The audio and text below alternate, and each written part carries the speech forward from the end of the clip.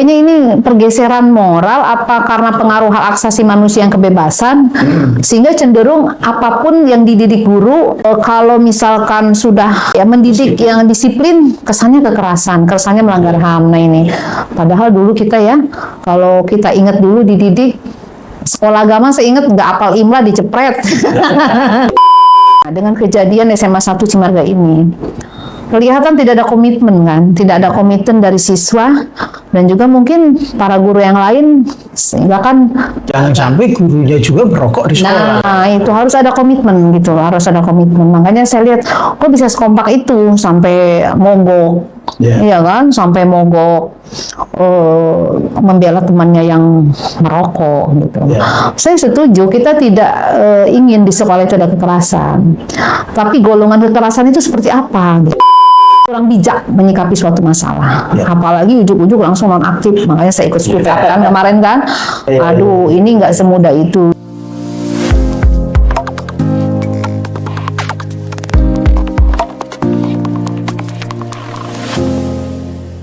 Assalamualaikum warahmatullahi wabarakatuh. Waalaikumsalam warahmatullahi wabarakatuh. Sobat FKIP Untirta, alhamdulillah hari ini Jumat kita penuh dengan berkah kedatangan tamu istimewa, anggota DPD RI Ibu Hajah Ade Yuliasi.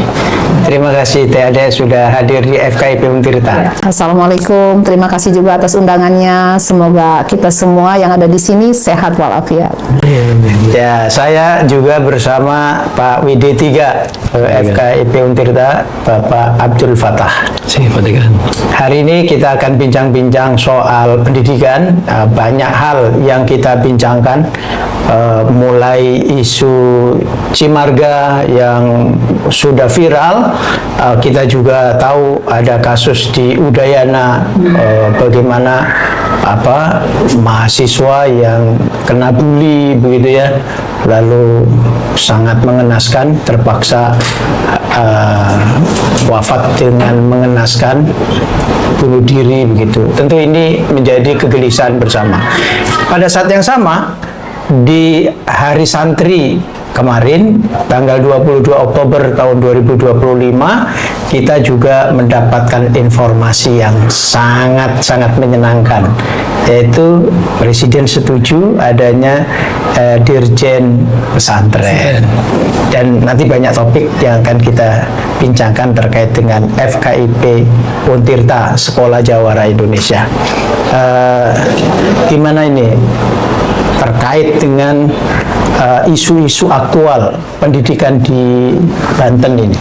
Ya, kalau kita soroti pendidikan di Banten ini masih artinya masih belum maksimal lah ya dalam hal ramah lingkungan dan juga untuk kualitas gurunya masih perlu harus ditingkatkan. Nah ini tentu saja ini menjadi PR besar bagi pemerintah daerah, juga bagi kampus-kampus yang punya peran penting dalam mencetak guru-guru tentunya ya. Dan juga untuk bagaimana peningkatan kualitas pendidikan di Provinsi Banten. Ya sementara kalau saya bicara bukan hanya Banten, pendidikan ini kan harus seluruh Indonesia, harus bisa dirasakan kemanfaatannya oleh semua anak Indonesia, karena bagaimanapun pendidikan itu amanat konstitusi yang ada dalam Undang-Undang Dasar 1945, bahwa setiap warga negara dijamin pendidikannya, pekerjaannya, sehingga itu juga. Dan untuk mendapatkan pekerjaan yang mana kita tahu bahwa Banten juga juara pengangguran kan. Tentu saja kenapa pengangguran? Nah, untuk mengentaskan pengangguran ini salah satunya adalah dari masalah SDM, sumber daya manusia. Nah, untuk mencetak sumber daya manusia yang baik tentu saja dari sekolahnya, dari pendidikannya. Jadi ini memang kalau kita bicara pendidikan sangat kompleks. Kompleks di sini artinya kita harus pemerintah daerah, lembaga pendidikan, orang tua juga, seperti kasus SMA 1 Cimarga ini kan juga kan orang tua yang melaporkan gurunya, kepala sekolahnya ke polisi, ke aparat kepolisian. Ini kan artinya berarti potret pendidikan kita, orang tua tidak lepas gitu loh, menyerahkan pada saat jam sekolah harusnya serahkanlah anak itu kepada gurunya, ya kan, artinya. Jadi tanggung jawab anak di sekolah, ya ada guru, ada kepala sekolah. Iya. Ya, dan saya juga pernah mengisi seminar pendidikan di Pesantren Al Mubarok. Saya katakan pada saat itu hadir orang tua murid dan juga beberapa kepala sekolah di Kota Serang. Saya bilang, kalau 8 jam pendidikan di sekolah, orang tua serahkan kepada guru, anak itu dididik untuk di sekolah itu oleh guru. Setelah keluar dari gerbang sekolah, itu tanggung jawab orang tua kan, setelah pulang sekolah. Nah, itu harus seperti itu gitu. Kayaknya ini pergeseran moral apa karena pengaruh hak asasi manusia yang kebebasan, sehingga cenderung apapun yang dididik guru, kalau misalkan sudah mendidik yang disiplin, kesannya kekerasan, kesannya melanggar HAM. Nah ini, padahal dulu kita ya, kalau kita ingat dulu dididik sekolah agama, saya ingat nggak apal imla dicepret sama sapu lidi aren, ya kan? Di itu Madrasah Jarutun Hakiyah yang di Sumur Pecung, ya kan? Tapi hal itu biasa aja, dan itu bentuk guru itu bagaimana kita harus disiplin supaya. Karena tindakan pendisiplinan sampai kepada yang jepret tadi, nah itu dikeplak kata di Serang itu sebenarnya bentuk dari rasa cinta guru terhadap peserta didiknya. Ya, artinya itu kan kita itu kan kalau saya lihat ini kan gini, seorang guru pasti mempunyai tujuan yang mulia untuk anak didiknya. Anak ini tidak hanya dibekali pendidikan kurikulum, pendidikan pelajaran, dan dia punya nilai baik, tidak cukup sampai situ, tapi pendidikan karakter dan moral itu kan yang paling penting di situ. Dan disitulah salah satu untuk pembentukan karakter anak. Dan kalau orang tua dulu, kalau kita cerita, kita dimarahin guru malah ditambahin lagi kan, dimarahin ya kan, bukan malah dibela gitu. Tapi sekarang ini saya juga nggak paham ini pergeseran moral, sudut pandang masyarakat kita tentang dunia pendidikan ini mungkin harus dikelirkan. Jadi ada Pak WD3 nih. Pak WD3 ngurusin kemahasiswaan dan kemahasiswian. Nah, ini gimana? Apakah tadi penting ada komunikasi yang produktif antara pihak sekolah, pihak kampus dengan keluarga, dalam hal ini orang tua begitu, sehingga kampus atau sekolah dengan keluarga atau orang tua ini satu visi, satu frame yang sama, menyiapkan anak-anak mereka tumbuh berkembang sebagai anak yang warga negara yang baik. Jadi kejadian SMA 1 Simarga ini betul jadi alarm, termasuk ini menjadi diskursus menarik untuk para mahasiswa, ya, teman-teman yang aktif di organisasi mahasiswa di Untirta.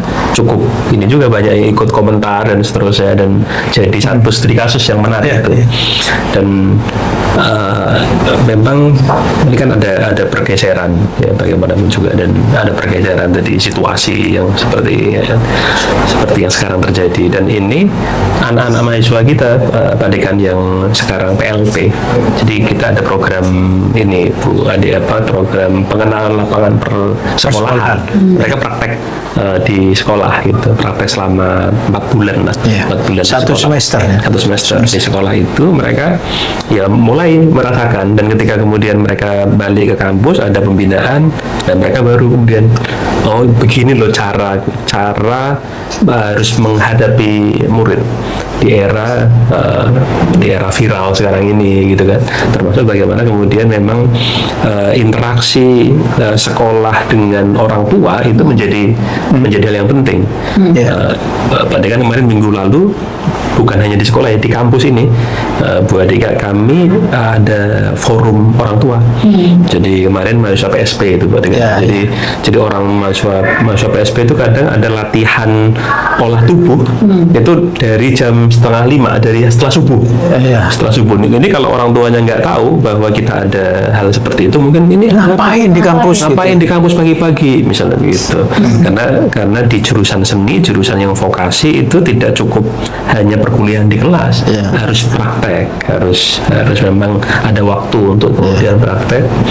Dan ini memang kalau kita, jadi kasus SMA 1 Cimarga itu alarm buat kita semua, dan kita sebagai LPTK, sebagai calon guru, nah nanti kamu kalau ke sekolah akan menghadapi yang begini nih, dan bahkan mungkin ke depan akan lebih ini lagi kan, lebih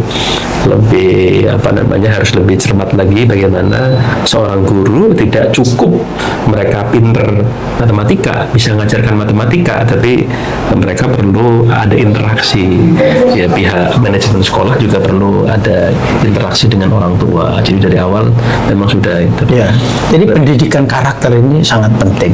Satu di antara karakter utama adalah memastikan kampus sekolah itu menjadi kawasan yang ramah.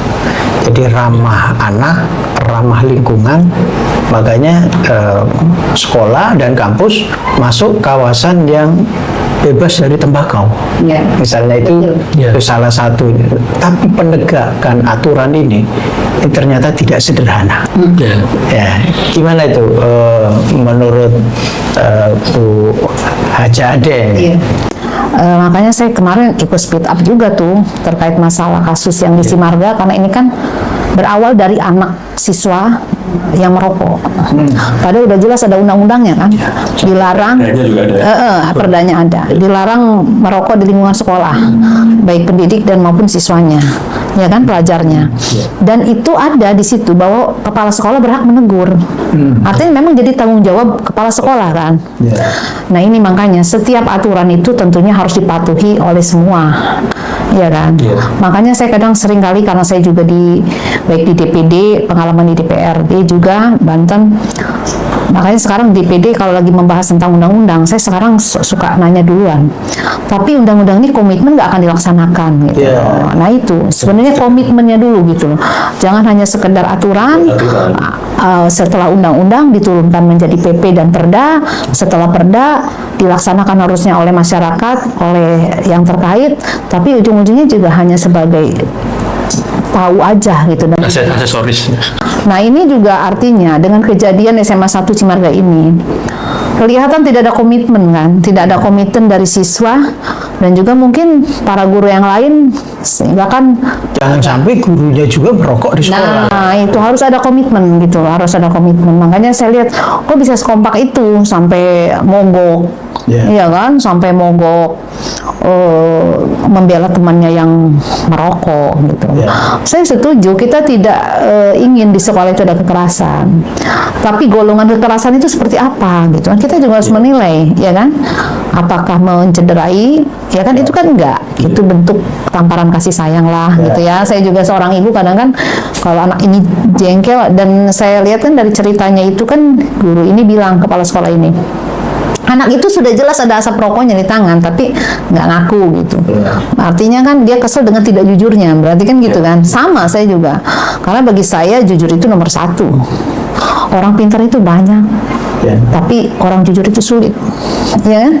Nah itu memang pendidikan karakter dibentuk harus dari sedini mungkin. Kalau seandainya mungkin siswa itu mengakui dan minta maaf, mungkin nggak akan terjadi kemarin. Dan biasanya kalau orang itu punya kedekatan, justru berani untuk pendisiplinan. Kalau anak itu tidak ada hubungannya dengan perempuan, seorang ibu misalnya, kan pasti diabaikan. Kalau peserta didik ini tidak ada kaitan dengan guru tadi, ya mungkin pasti diabaikan. Tapi justru karena ini anak saya berani ya, kan? Karena ini adalah peserta didik saya, murid saya, berani. Jadi wujud tanggung jawab. Wujud tanggung jawab. Artinya kan gini, si kepala sekolah mengambil tindakan seperti itu karena dia merasa punya tanggung jawab moral. Tidak mengabaikan. Tanggung jawab moral, panggilan moral bagaimana anak didiknya ini supaya menjadi baik, ya kan? Dan mengingatkan bahwa hal itu salah. Gitu. Tapi lagi-lagi itulah kadang kita apa ya, kurang kurang bijak menyikapi suatu masalah. Apalagi ujuk-ujuk langsung nonaktif. Makanya saya ikut speak up kan kemarin kan. Aduh, ini nggak semudah itu. Ini karena bicara nonaktif nih kita tidak fokus hanya pada sekolah tertentu. Nah, kita perlu penyelesaian yang komprehensif. Nah, kita tidak ingin peristiwa ini hanya seperti di puncak gunung es gitu loh. Nah, ada problem apa yang fundamental terkait ini? Misalnya, bagaimana dengan kesiapan guru, otoritas guru? Bagaimana dengan kepala sekolah? Apakah kepala sekolah di Banten, di seluruh Indonesia itu betul-betul diberi tanggung jawab dengan pendekatan MBS, ya kan, manajemen berbasis sekolah, sehingga pilotnya sekolah itu kuat gitu. Karena saya dengar ada masih banyak sekolah tertentu itu kepala sekolahnya dikerangkap. Bagaimana kira-kira? Ya, itu juga sempat ada pengaduan. Kita kan kebetulan saya juga di Perhubungan Orang Banten. Itu sebagai bendara umum yang mana ketuanya Pak Irjen Forte Permandoki. Ada pengaduan juga dari sekelompok kepala sekolah. Udah lama sih, sebelum pemilu kali ya, bahwa mengadu untuk ada penempatan kepala sekolah. Dan sampai sekarang sekolah itu masih banyak yang dirangkap jabatannya kan kepala sekolahnya. Ini juga harusnya pemerintah daerah harus segeralah menyelesaikan hal-hal seperti itu. Bagaimana seorang guru memegang 2 sekolah, konsentrasinya kan beda dengan satu orang fokus dengan satu sekolah. Artinya gini, apakah memang kualitas gurunya tidak ada untuk menjadi kepala sekolah sehingga harus dirangkap 1, merangkap 2, merangkap 5 misalkan gitu. Ya kalau memang tidak, atau anggarannya, atau apakah anggarannya yang belum ada. Tapi tentu saja ini tidak bisa dibiarkan, apalagi ini sudah bertahun-tahun. Harus segera ada penyelesaian bahwa satu sekolah ya dipegang oleh satu kepala sekolah, karena supaya kepala sekolah itu lebih fokus bagaimana untuk perkembangan pendidikan. Dan kalau memang kendalanya SDM untuk kepala sekolah itu belum ada, ya bagaimana caranya untuk meningkatkan kualitas guru itu, ya kan? Ya tentu saja ini Untirta yang punya peran. Siap. Fakultas FKIP ini. FKIP siap berkolaborasi dengan kabupaten kota untuk pendidikan anak usia dini, pendidikan dasar ya, SD, SMP, termasuk dengan provinsi kita siap untuk SMA, SMK dan SKH. Nah ini insya Allah ya kita siap ini FKIP Untirta ini. Tinggal bagaimana nih, ini kan Untirta juga kan menjadikan salah satu kampus negeri yang menjadi kebanggaan Banten ya. Tentu saja, dan juga punya FKIP, Fakultas Ilmu Keguruan dan Pendidikan. Di sini fakultas ini kan mencetak bagaimana untuk pendidik siap melaksanakan tugasnya nanti di lapangan, baik untuk guru SD, SMP, SMA. Nah, di sini bagaimana menangkap peluang yang ada, dan bagaimana juga FKIP Untirta ini juga menyiapkan sarana yang tentunya bisa menunjang untuk peningkatan kualitas guru. Misalkan harus ada laboratorium sekolah gitu kan. Ini harus didorong nih Pak Dekan, harus ada laboratorium sekolah. Kita perlu dukungan di PDRI ini.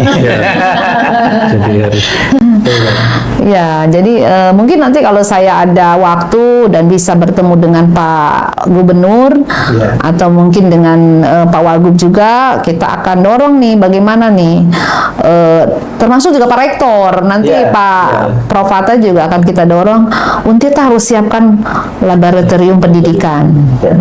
Nah ini harus bisa dimanfaatkan juga oleh pemerintah Provinsi Banten untuk meningkatkan SDM para guru, ya kan? Karena ini juga artinya tanggung jawab meningkatkan sumber daya manusia itu bukan hanya tanggung jawab kepala daerah, tapi tanggung jawab semua pihak yang berkaitan, termasuk saya juga sebagai wakil rakyat di PDRI, ya kan tentunya. Jadi kalau dari DPD RI memberikan dukungan kuat untuk sekolah laboratorium, saya kira FKIP Untirta nggak ada pilihan lain, harus siap. Sehingga kita bisa memfasilitasi pendidikan bukan hanya di ruang-ruang kelas, tapi juga pembelajaran itu berbasis laboratorium. Jadi kita ada 18 program studi di FKIP Untirta ini ada PG PAUD, ada PAUD, PNF, pendidikan non formal untuk yang di luar sekolah tuh. Ini ya, Ada yang PKBM. ada pendidikan vokasi kan. Nah, vokasi itu yang harus banyak praktek kan tentunya ya Pak ya. Kita ada teknik mesin dan teknik elektro. Nah, kita juga sudah ada bengkel vokasi. Iya. Nah, ini kalau didukung nanti ada sekolah laboratorium, misalnya kita punya sekolah laboratorium untuk daycare, untuk anak usia dini, ada TK untuk anak usia dini, kemudian ada sekolah, misalnya sekolah dasar, ada SMP laboratorium. Kita ambil saja contoh bagus, misalnya Universitas Negeri Jakarta, dia punya lab school.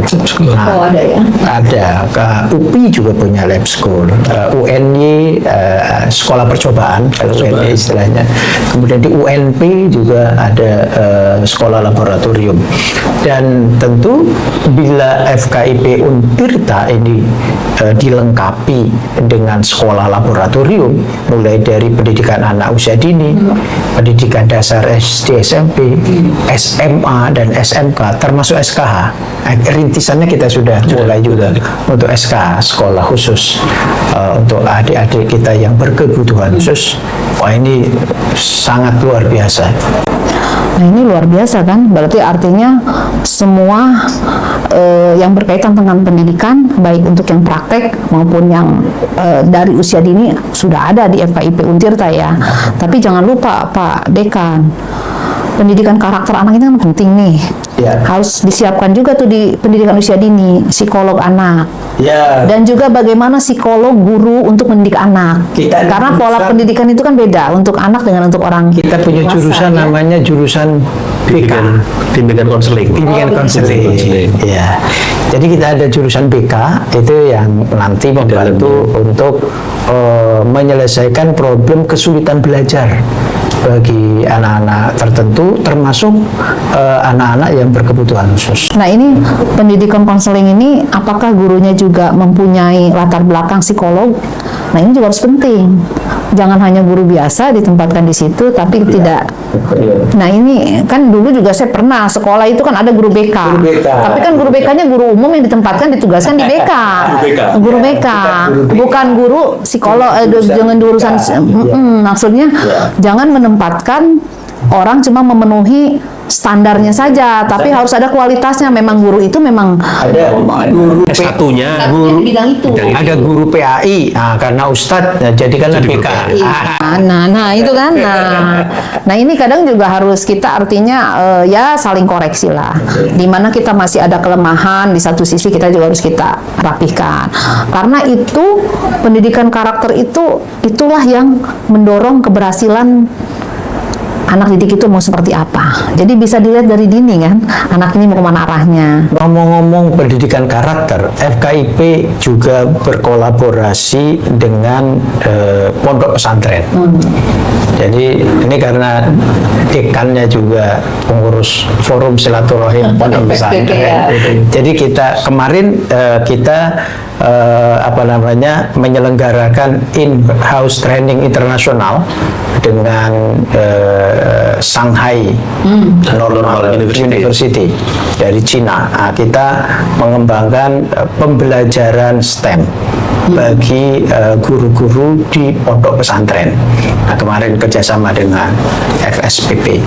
Jadi FKIP Untirta bukan hanya dengan sekolah dan madrasah, tapi juga dengan pondok pesantren. Nah, saya pengen komentar ini karena paling lantang di DPD RI ini soal pondok pesantren. Kabarnya Pak Presiden Prabowo Subianto ini setuju dengan Dirjen pondok pesantren. Nah, bagaimana tanggapannya? Dan itu juga sempat saya suarakan dan saya sangat setuju sekali. Karena kalau kita lihat jumlah pesantren di Indonesia ini udah berapa ribu? Ya, ada 42.000. 42.000. Artinya tidak bisa kalau tidak dibuatkan dirjen sendiri yang fokus mengawasi pondok pesantren. Ya kan? Karena bagaimanapun juga pesantren bagi saya, sekalipun saya bukan orang pesantren, tapi pesantren itu tempat menciptakan anak-anak pendidikan karakter yang baik, ya kan di situ kan, anak diajar mandiri, anak juga dibekali keimanan, ya kan, anak juga diajar disiplin, ya kan, dan bagaimana anak juga dibentuk itu anak sekarang itu kan kurang angga ungguh gitu ya, ke guru gitu kan. Kalau dulu kan kita kan namanya ada guru tuh cium tangan gitu ya. Iya betul nggak Pak? Betul. Nah, jadi saya kalau ngelihat Papa dulu pengen ngomongnya Pak Kiai aja udah mau pesantren. Jadi kalau dulu kita itu kan memang sudah diajarkan dengan orang tua. Kalau ketemu orang, kalau guru jangan lupa cium tangan ya, gitu kan. Kalau sekarang kan tidak seperti itu. Nah itulah apakah ini pergerakan moral masyarakat kita. Nah ini harus dikembalikan. Kita boleh modernisasi itu memang harus kita ikuti, tapi dengan tidak meninggalkan adab dan budaya orang Timur sebagai orang Indonesia, terutama tentang adab kita terhadap orang yang lebih tua, ya kan? Jadi saya rasa ini peran pondok pesantren lah yang di sini, yang memang di situ diajarkan bagaimana kita pendidikan moral, pendidikan kita adab kepada orang tua, pada ulama, pada kiainya ya, dan sehingga pesantren harus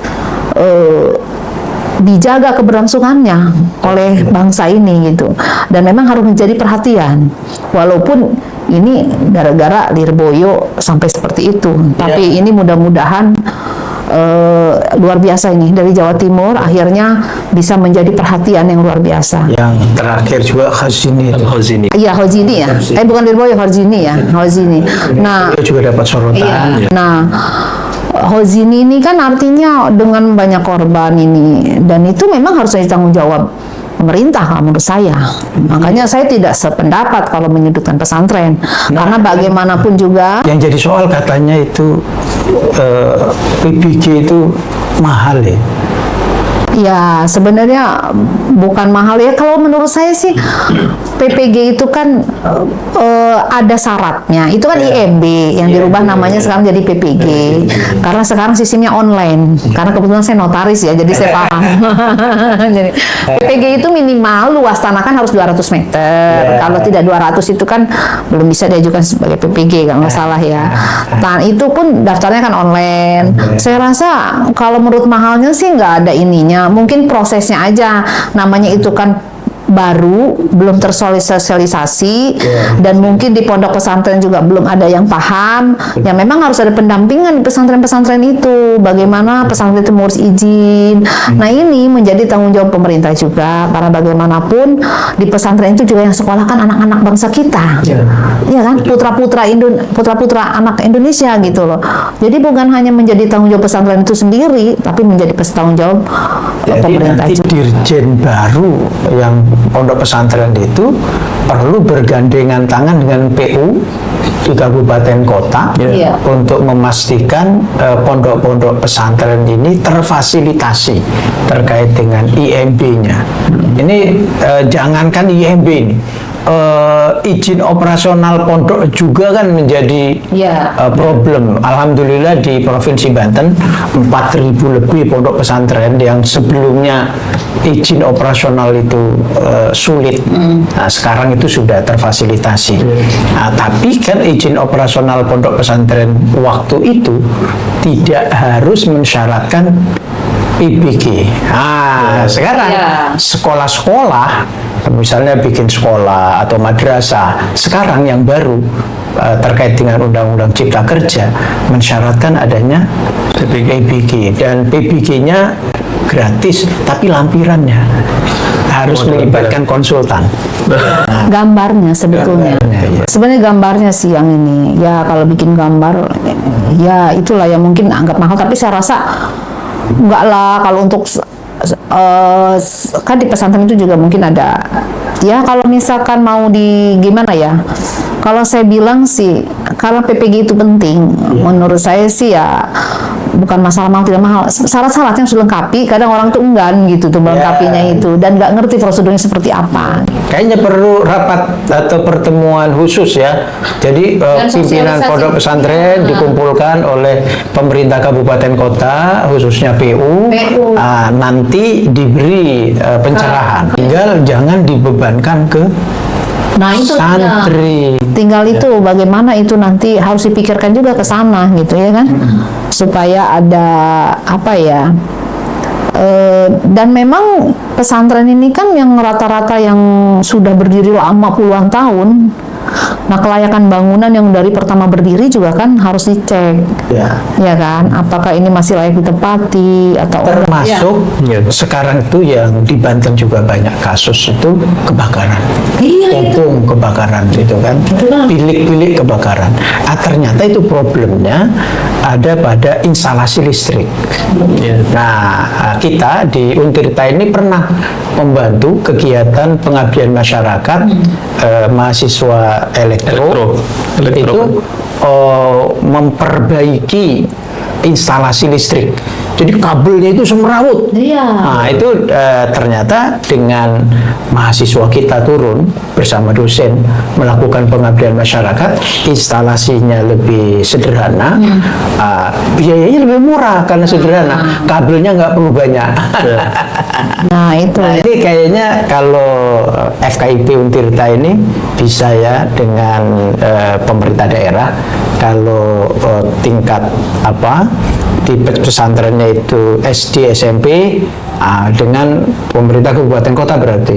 Tapi kalau pesantrennya ada SMA, SMK atau SKH dengan pemerintah provinsi. Atau menarik juga nih dengan adanya vokasi tadi ya di lapangan terkait mahasiswa elektro, tidak menutup kemungkinan setiap ada KKN.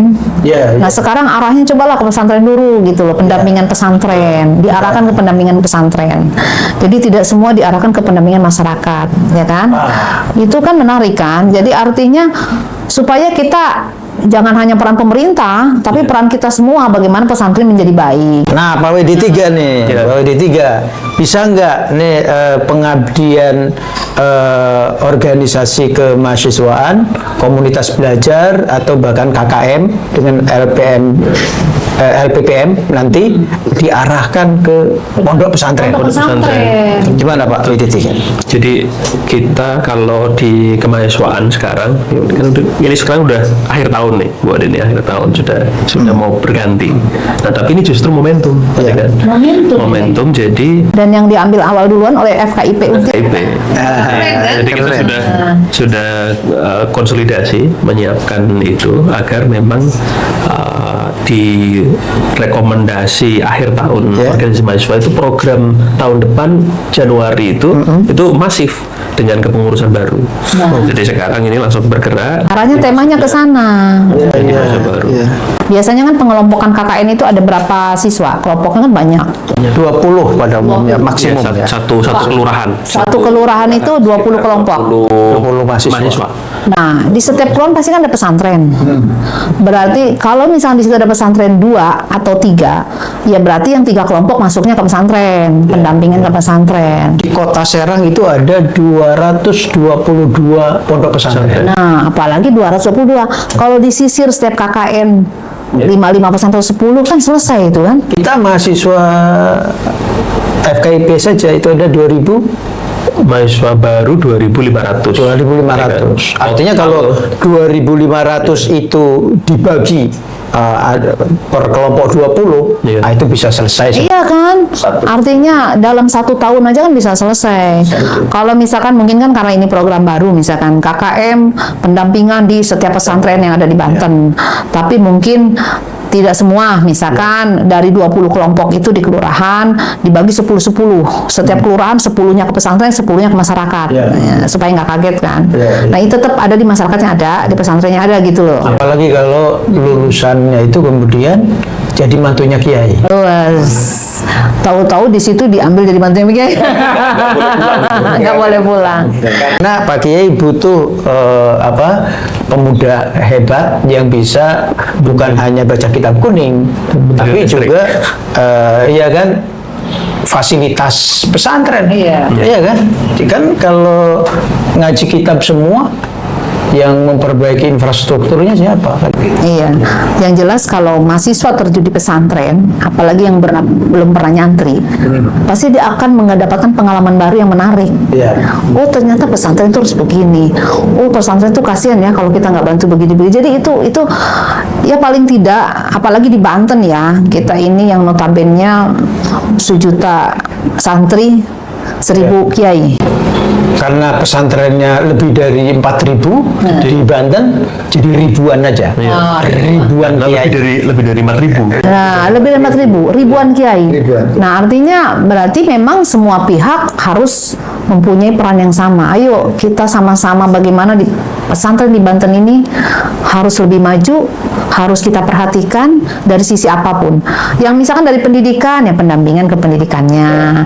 Yang misalkan ada keahliannya, misalkan saya rasa termasuk perusahaan-perusahaan yang ada di Banten. Misalkan CSR-nya bisa kita turunkan ke pesantren-pesantren, ya kan?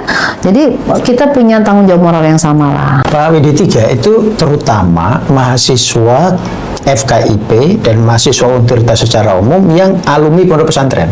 Nah ini kabar baiknya sudah banyak nih, sudah banyak santri-santri di Banten pada khususnya dan Indonesia pada umumnya, mereka kuliahnya di Untirta, di FKIP Untirta. Nah alumni pondok pesantren KKM-nya, pengabdian itu dikembalikan ke alma maternya. Pesantren. Termasuk praktek mengajarnya. Ya, Jadi praktek ketika mengajarnya. mereka alumni pesantren yang ada sekolahnya, nanti mereka ya ke sana, ke pesantren itu. Itu sudah mulai di semester sekarang ini. Yang kita punya namanya LP holistik. Bu.